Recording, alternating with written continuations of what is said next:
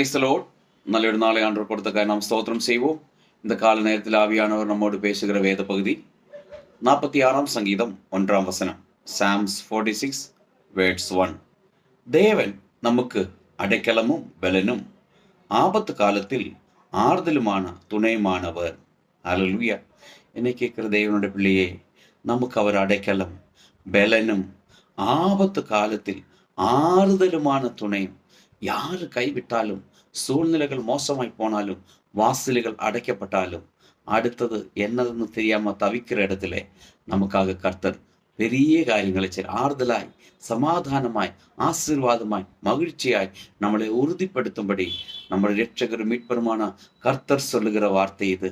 தேவ பிள்ளையே, சோர்ந்து போவாதே, கலங்காதே, திகையாதே.